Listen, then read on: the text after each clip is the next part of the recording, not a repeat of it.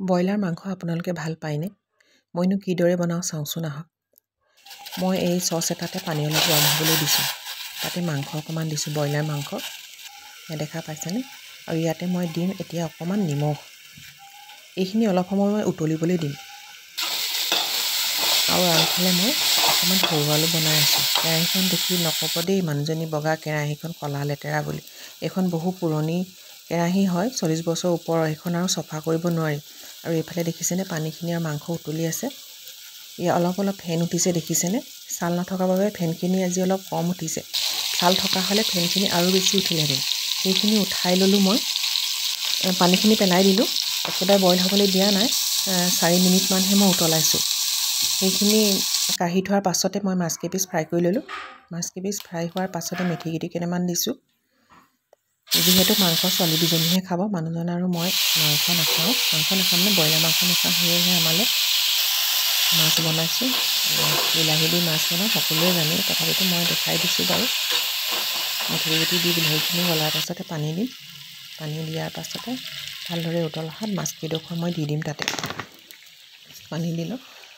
আজি মানুহজন নাই, তেখেত অকণমান আঁতৰলৈ গৈছে। দুপৰীয়া ভাতকেইটা তেখেতে নাখায়হি বোলে।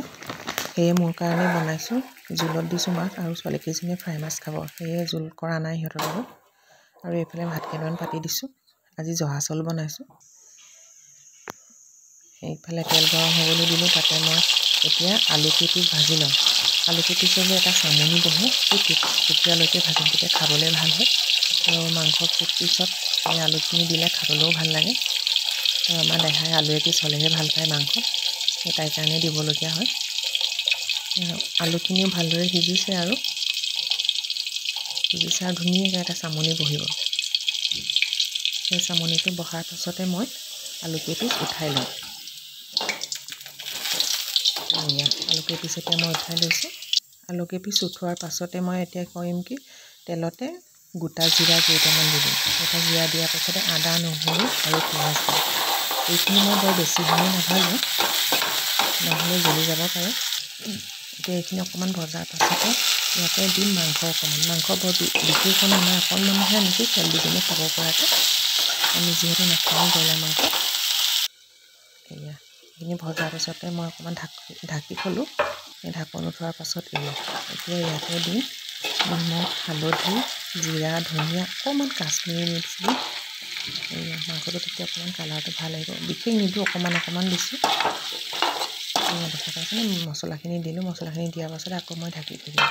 মাজতে বাৰ্বি আহিলে বোলে মাংসৰ গোন্ধটো মই বেয়া পাইছোঁ। মই হয়ো বাৰু, অকণমান গৰম মছলা দিব লাগিছিলে। এতিয়াই মই দেৰিকৈ হ'লেও অকণমান গোটা গৰম মছলাকে দি দিছোঁ। গোটা গৰম মছলাখিনি দিয়াৰ পাছতে মই বিলাহী এটা দিম, কাটি দিম। বিলাহী দিলোঁ। বিলাহীখিনি অকণমান ভাজি ল'ম, অলপ গলিব যেতিয়া, তেতিয়া পানী অকণমান দিম। পানী নহয়, প্ৰথমে আলু দিম। আলু দিয়াৰ পাছতহে মই পানী দিম। পানী বৰ বিশেষ নিদিওঁ, অকণমান দিম। এই হেতাখনত দেখিছেনে এইখন? সেই সিমানকণি পানী দিম মই। আৰু জোল নকৰোঁ মাংসটো। দেখা পাইছেনে? অকণমান দেৰি ভাজিম। ভজাৰ পাছতে পানীটো ধুনীয়াকৈ শুকাই যাব। শুকাই যোৱাৰ পাছতে সিহঁতি খাবলৈ ভালেই পালোঁ বুলি কৈছে, আৰু কালাৰটো বৰ ধুনীয়া হৈছে। কেৰাহীখনৰ কথা বেয়াকৈ কমেণ্ট নকৰিব দেই, বৰ পুৰণি কেৰাহী হয় এইখন। এতিয়া ধুনীয়াকৈ ভাতৰ থালিখন মই সজাই ল'লোঁ। ইয়াতে আছে ভাত, ফ্ৰাই মাছ, সৰু আলু ভাজি, বিলাহী মাছৰ জোল, আৰু মাংস আৰু আলু। এয়া দেখা পাইছেনে?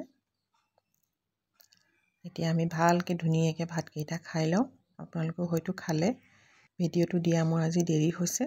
এইফালে আমাৰ বাৰ্বি আৰু দেহায়ো ভাত খাই আছে। এতিয়ালৈ আহিছোঁ।